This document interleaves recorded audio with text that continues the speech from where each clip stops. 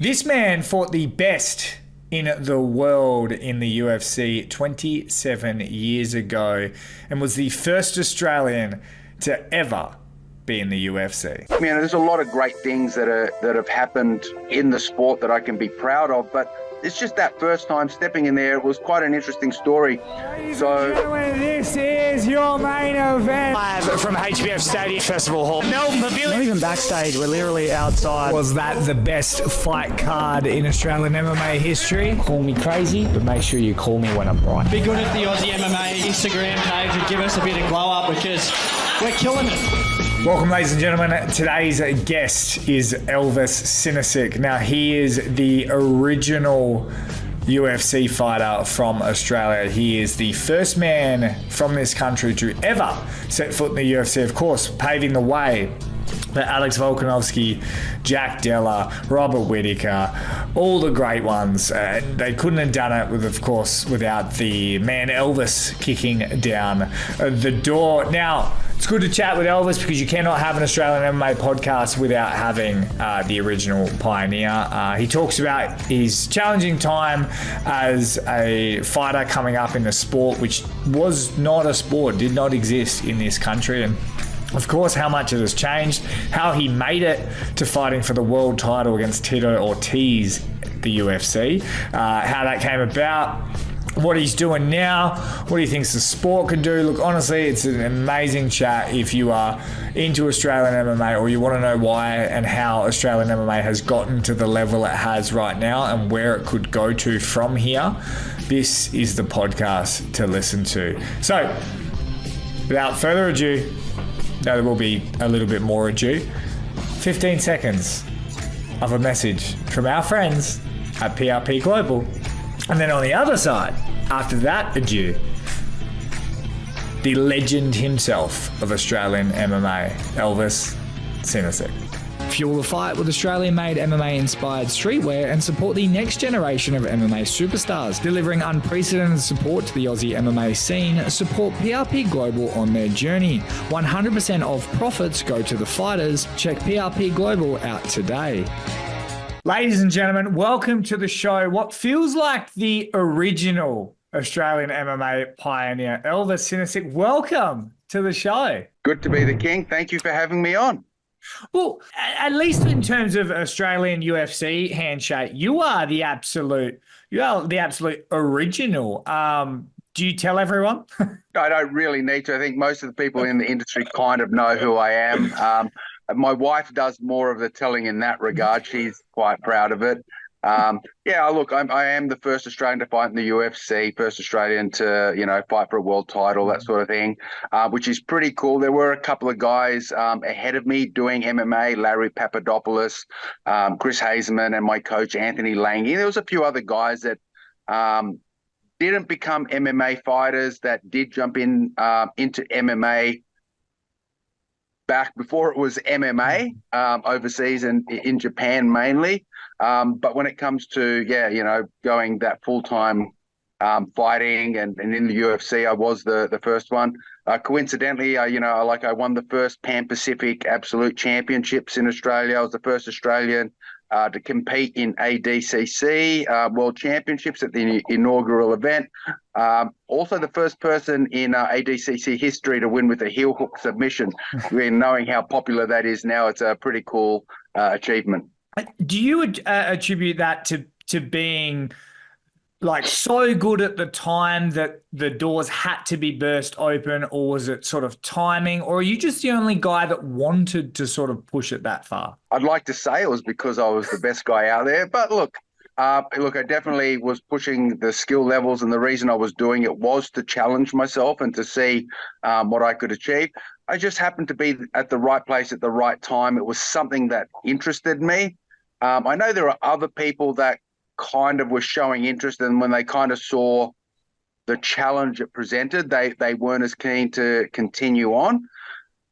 Saying that, as I said, is just more of an opportunity thing. At the time, I wasn't thinking of myself as a pioneer. I kind of did have that thought process, but not quite to what it is when I look back now, because back then I was also playing pro beach volleyball. I was born in Canberra, and that's kind of one of the things that actually brought me to Sydney, and that's where I started the real jiu-jitsu career here in Sydney.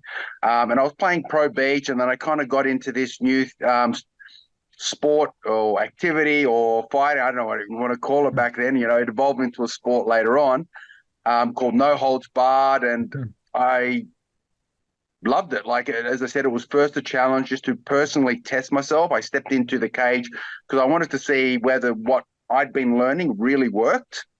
And the other part of it is how would I handle it? Would I fold under the pressure? Could I handle someone coming at me? So it was more just about a personal test. But jumping into that cage, and I won my first fight, lost my next match, but it was such a rush, and it was just such an awesome challenge that I felt like I wanted to keep going. So I kind of started looking for more opportunities. It took a while before it really kicked off because it wasn't really very big at the time. There wasn't a lot of international opportunity. Wasn't really happening over here in Australia. But when it did, and I started kind of pushing forward, I came to a point where I'm like, well, I'm training two high-level sports that not really complementing each other. Like the physical attributes of beach volleyball are fantastic, but the skill set is totally different. And so I kind of came to a point where I said, well, I've got to pick one over the other. And my decision was, I've been doing martial arts since I was a child. I started volleyball quite late. Most of the guys on the tour, were playing volleyball when they're 6, 7, 8. And then, and they were young teens coming up the ranks. And I was, I was in the pro ranks, but I was at the bottom of the listing kind of thing. So it was, again, I started quite late in the sport, and I'm like, well, I'm in this sport where I'm kind of fighting against young guys, and it's an established sport, and they've been training for a while, where now I've got this opportunity in this new and upcoming sport where there's not like, I've been doing martial arts most of my life, but the sport itself hasn't been around. So it's a great opportunity kind of to get in on the great ground floor and make a name for myself. So I ended up choosing the mixed martial arts, and well, here we are today talking about it. Was the UFC always a goal even back then? Pretty much, because I pretty much first discovered jiu-jitsu through Blitz magazine. John Will went overseas. They talked about the Gracie challenges, and very quickly I discovered the UFC because, Hoist Gracie went over there and competed in it. And the way the sport was kept alive back in the days, the kids of today wouldn't understand because they've got YouTube and all sorts of platforms, social media. They can share all the information. We didn't have that. We weren't able to connect very well in that regard. And we were on what were called chat forums or mailing lists, and we would meet people in different countries, and we would do what's called tape trading. So, I would buy an instructional on, Sambo leg locks, and then I would make a copy of it, and I would send it to someone in the US who wanted that tape, and he had a tape with a couple of UFC events. So they'd send the UFC to me, then I'd make a copy of that, and then I'd send it to someone who had, Pedro's jiu-jitsu instructional. So he'd send me that, I'd send him the UFC, then I would get some IFC, videos, and I ended up with this massive collection of VHS tapes of various fighting events and instructionals, and I barely got, honestly, I had so much, it was ridiculous. I really didn't even get through all of it in the end before the tapes pretty much carked it and died. I actually just watched my first UFC event when I started my first job out of uni, and there was a guy in the IT department because I did a degree in IT, but I went to high school with him. And back then I did Taekwondo and he did karate, and he comes up and he goes, "Hey, man, you got to check this out." And I'm like, "Oh, okay." He didn't even tell me really what it was. He just goes, "You got to go home." I went home and watched it, and I was like, "Holy shit, this is awesome." And that's pretty much where the run and the passion to kind of jump into the UFC cage and test myself started. I even said to him when I gave back the tape, I said, "Man, I want to do that one day." And he actually came back the next day, handed me an entry form to a national all-styles event, which is pretty much was point fighting, continuous semi-contact sort of fighting. He goes, you need, because I'd stopped doing martial arts when I got into uni just because of time, but that's where I picked up volleyball. No, that's when I started playing beach. And he's like, oh, you should jump into this competition. I'm like, oh, actually, what the hell, I will. So then I started looking. I wanted to do jiu-jitsu, but, I jumped in. And again, this is something the kids of today wouldn't understand. I had to pull out the yellow pages, flip to the martial arts and fitness section. There's no Google, no searches or anything. The search was all manual. I had to go through the list, try and find something. There was no jiu-jitsu in Canberra back when I was doing it then. So I found the closest thing, which was a Jun Fan school. For those that don't know, Bruce Lee's first style was Jun Fan because his name was actually Lee Jun Fan. Many people don't know that. And Jun Fan later on became Jeet Kune Do. So I found a style that did it, and they did predominantly stick fighting, but they did a little bit of Muay Thai, a little bit of grappling. I wouldn't call it jiu-jitsu.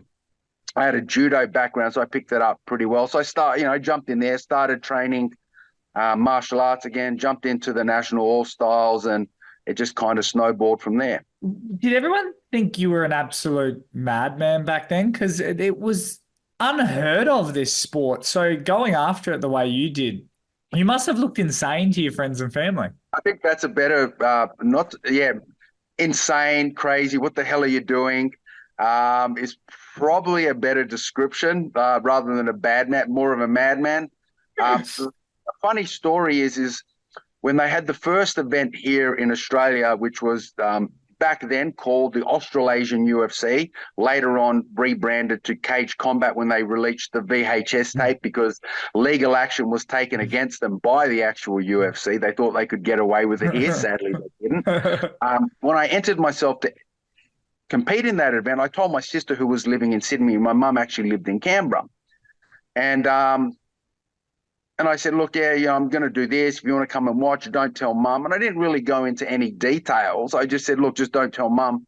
We can tell her afterwards. And then my sister, being my sister, goes, well, mum needs to know what you're doing. So she told her. And so then mum goes, oh, I've got to come up and watch and see what's going on. And then my sister tells me, she's like, oh, like in the lead up to the fight, she goes, oh, I've told mum and she's going to come up and watch. And I said, look, I'm going to be honest here. I have no idea what's going to happen in this event. Like, this is brutal. People get like bashed badly. If something happens to me, you're the one in the crowd that's got to deal with her. So just keep in mind, you've accepted this responsibility. Like, don't blame me. And she's like, oh, I didn't think of that. And I'm like, obviously. Thankfully, it didn't happen. It worked out well for me. I did the bashing and I got a little bit roughed up, but nothing too serious. Was it a lot scarier back then? Because now there's always obviously a chance that something serious can happen, but we've really accepted it as a sport where back then it really did feel like you could die at any minute. Was that ever kind of crossing your mind? Well, as I said, it did, because that's why I didn't want my mum coming up. But from a personal perspective, it never bothered me. I knew the risks. I knew what I was going in there to face, and I understood the risks and consequences. But it was never like, oh, this could that. I'm like, okay, yeah, this is a potential outcome, but I have faith and confidence in what I can do, and I'm just going to push forward. I'm just going to fight. Did you have a tough upbringing or anything that made you sort of like? No, so pretty much normal Aussie upbringing. Normal parents, went to school. I got picked on a little bit because, with a name like Elvis, you can't help it. There was the odd bully and thing like that. But it's not like I got beat up every week and then, was getting into knife fights as a 7-year-old or anything like that. No, just normal upbringing, a little bit of bullying, not much. Dealt with it. Very normal life. Heck, I was an IT consultant. I got into computer. I did a degree. I was the first person in my family to actually graduate from university. Fairly normal. I did play on that a little bit. So when I was in the UFC, I kind of used to call myself the world's toughest nerd. So, have a bit of fun with it. Have you ever done any sort of inside looking at yourself and going where did the want to fight come from?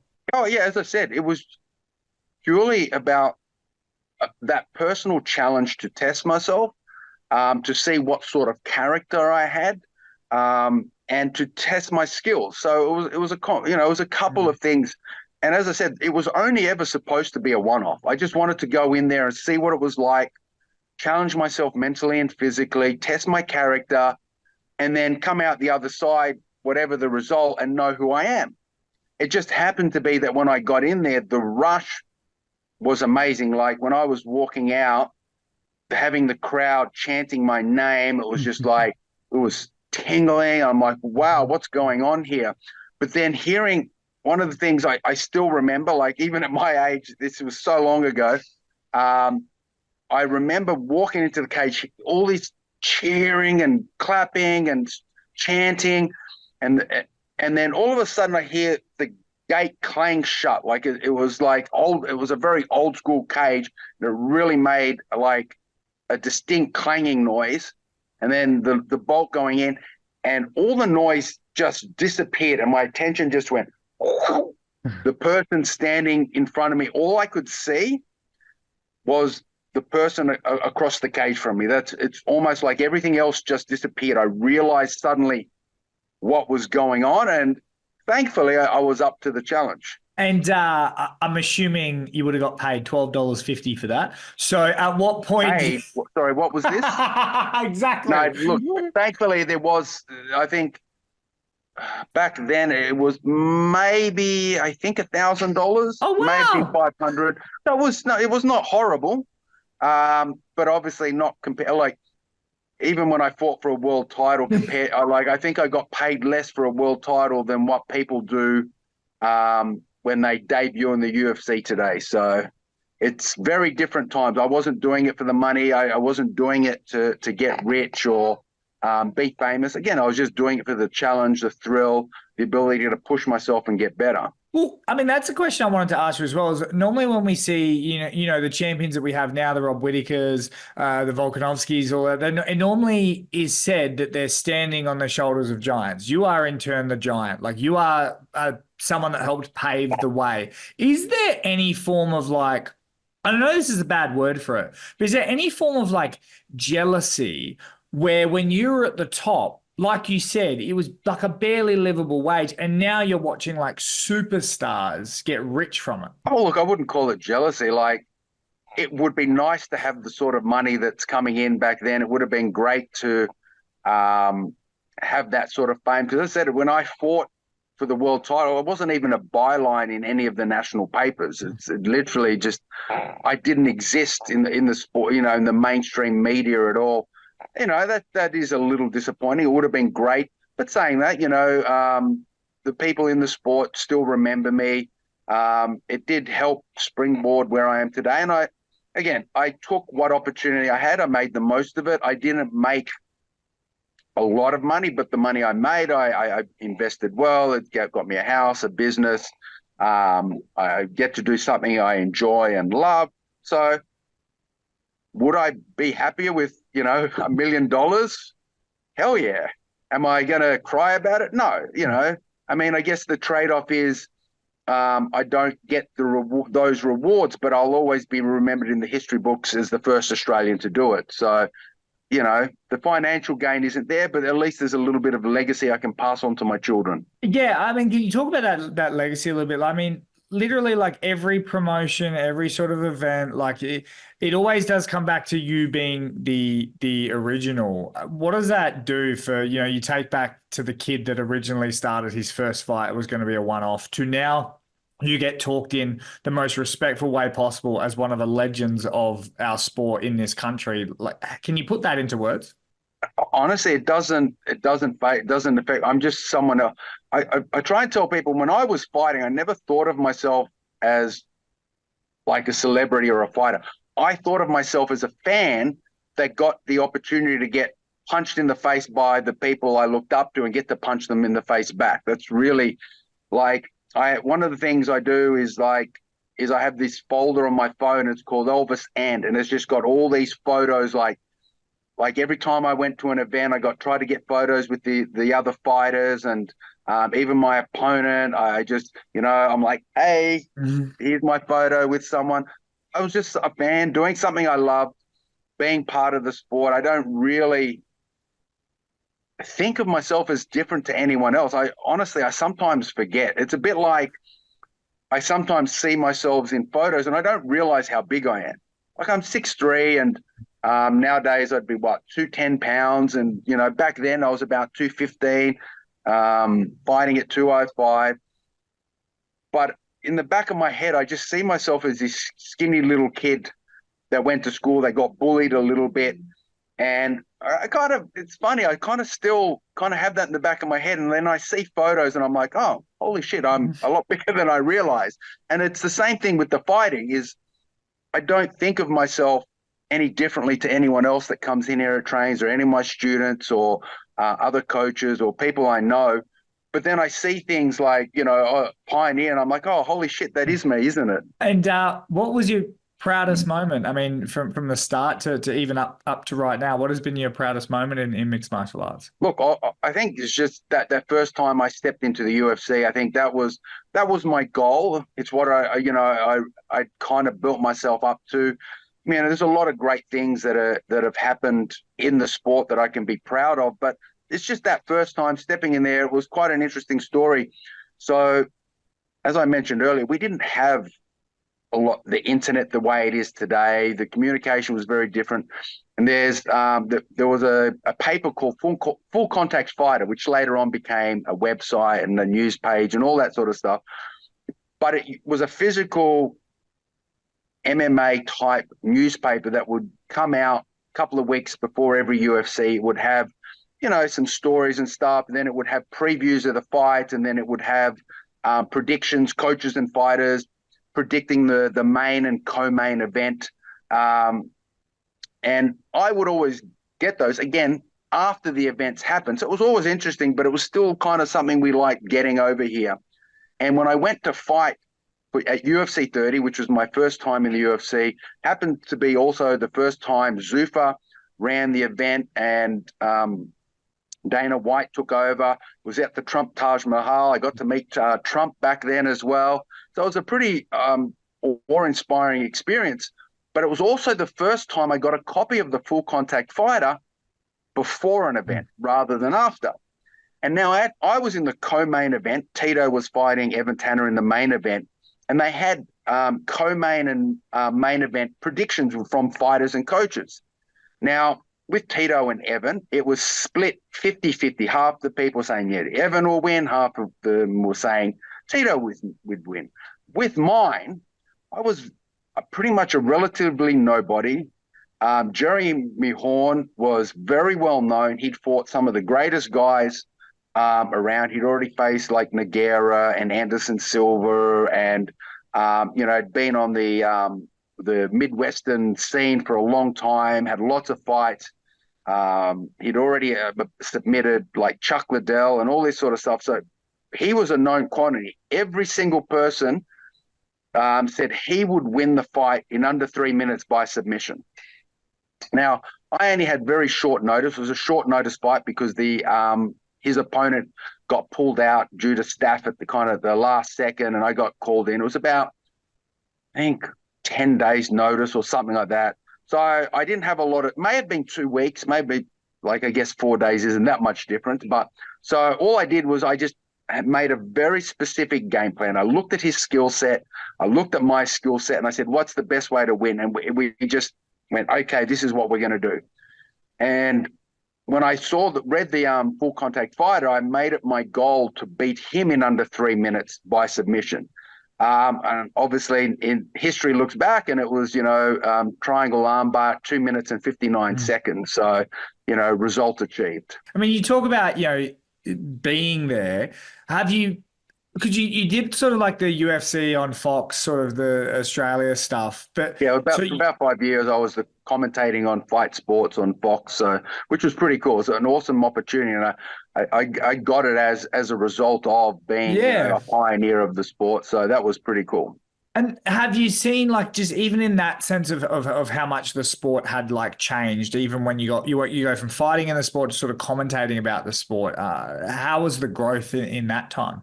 Even before that, I could see how the sport was evolving, growing, and changing. Naturally, running a gym myself, so I was involved in the sport. So, I've been a coach, a commentator, a referee, a fighter. I've pretty much done a judge, everything as part of the sport. So I'd been seeing it really start to develop. But you're right, jumping onto Fox Sports for Fight Week, it just showed how much it was starting to grow because, before that, no one in Australia, it wasn't on, it was starting to appear in the newspaper.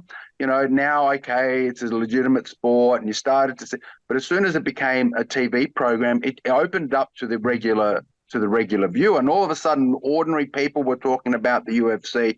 They may not have been following every event, but there were certain celebrities or stars that evolved, Ronda Rousey being the first one, and then eventually Conor McGregor, and then, it kind of went from there. But these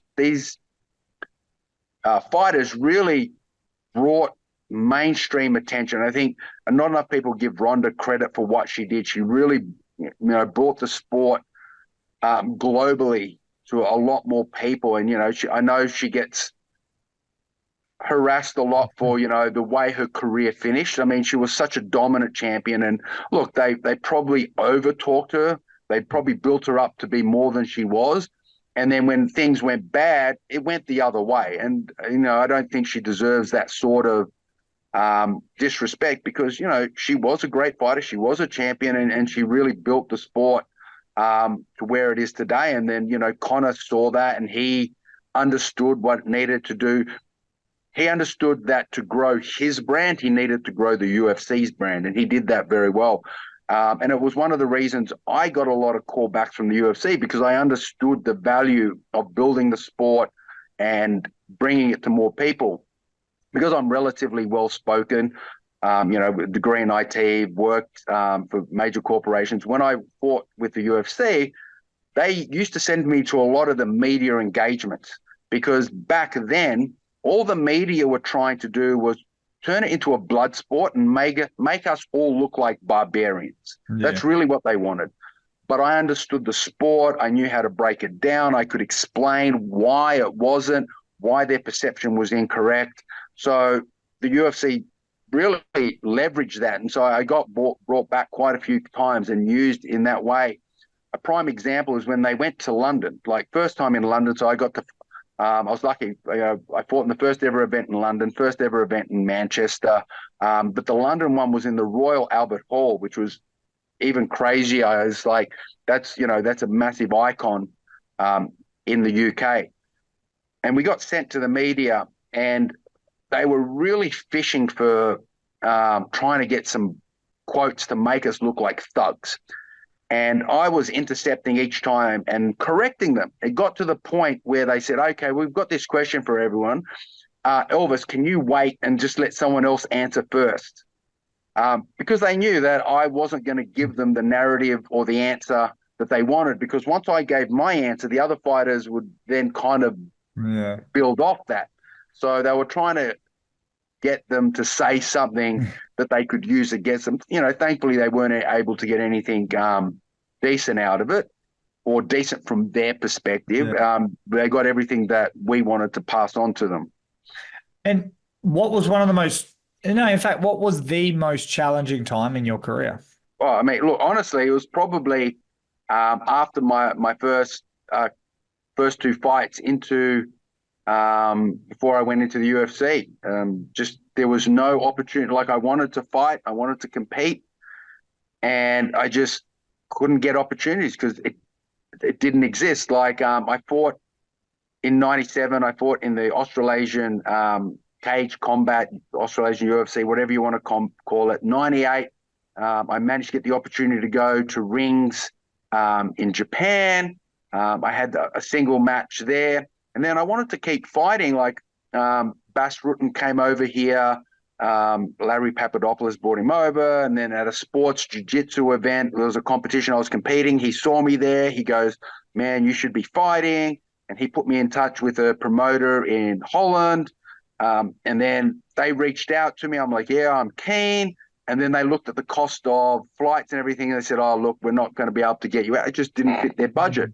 I had John Peretti reach out to me because I, was making a name for myself over here. He wanted to bring me over. He looked at the cost of flights and everything, and he just goes, "Look, where you are in the sport, it's not financially viable to get you over." So I kind of stopped doing MMA for a little while. Like I kind of just focused, and I was still kind of doing a little bit of training, but I mainly just focused on jiu-jitsu for a couple of years until late 2000, where the sport started growing more and some opportunities started to come up. And I'm like, and that's when I kind of jumped on board. I got the opportunity to fight in UCC, which would later become TKO, and that's where GSP came out of it. I got the fight in UCC, which got me the fight with Frank in K1, which then eventually led to my fight with Jeremy Horn. So I went from getting absolutely no opportunities to fight to suddenly within like 3-4 months, just suddenly all over the sport. So that was probably the hardest time, is just getting those opportunities when they trying to find them when they didn't exist. Finally, before I let you go, after it's all said and done, how does Elvis Sinosic want to be remembered in mixed martial arts? Look, the guy that went out there and just put himself on the line. That's pretty much it. That's all I did. I went out there, I fought, I gave it my best. I didn't get all the results I would have liked. One of the things that a lot of fighters get to do today is they get to build a career. So they start with an amateur, they get fights at their level, and they get matched up. And as they improve, the matches get harder. As I mentioned earlier, I couldn't get opportunities because of the cost of flights overseas. So back then, when I was getting brought into the UFC, they didn't want to build. It wasn't worth it financially for them to just build me up. So they threw me against the best guys straight away. Like I literally went from fighting the number one contender in the UFC to fighting the champion 2 shows later. It's like it was very quick. It didn't give me a lot of opportunity to really build my skill set because, as I mentioned, I'd gone from wanting to fight to no opportunities coming to not really training to then suddenly this opportunity comes up. And so then I started training MMA again to kind of focus on competing, and then going from not doing anything for 2 years to suddenly in 4 months having 3 the fight, I got thrown into the UCC in a world title fight against, like I'd applied to fight in their event as a light heavyweight. They lost an opponent and they pulled me, and they basically flew me in because they needed someone to fight for the world title because at heavyweight. So I'm like, oh, I'll take it, whatever. Fighting at heavyweight, and then going from fighting for a heavyweight world title, throwing into a last minute fight against Frank Shamrock in K1, and he was the 5 times UFC champion, had beaten Tito and Jeremy already, and had demolished had stopped every opponent he'd fought in the UFC, whether by submission or TKO or KO, then to fighting the number one contender, then to fighting the world champion in such a small space. So I never really got the opportunity to build that career, and my record looks spotty as a result. But when you look at the names behind it, and the way it kind of happened, you can kind of understand it. So yeah, as I said, I'm the guy that went in there, gave it my best, gave it my all, put myself on the line, and as you said, gave the opportunity for the guys that we have coming through today. And what's Elvis doing now? So obviously, as you can see in the background, this is my gym, King's Academy. We run a MMA gym, so we have a jiu-jitsu, Muay Thai, boxing, wrestling classes, MMA classes, one of the largest facilities, cage, ring, gym, sauna, hyperbaric oxygen chamber, ice bath, everything you need for training and recovery. So, just bringing that to more people. I've kind of delved into politics after things that have happened over the last couple of years. Ran at the last federal election, ran at the last state election. I'll be running at the upcoming local New South Wales election, and then later on, either later this year or early next year, we'll be running at the federal election again. So something on the side there to kind of keep myself busy. I think you got to stay active if you want to kind of keep living life. Mate, it was an absolute honour to have you on, and I was doing this entire branded disservice if I didn't get the great Elvis Sinosic on. So thank you so much for giving me more legitimacy, and I appreciate it. Absolute pleasure. Thanks for having me on, and as they say, it's good to be the king.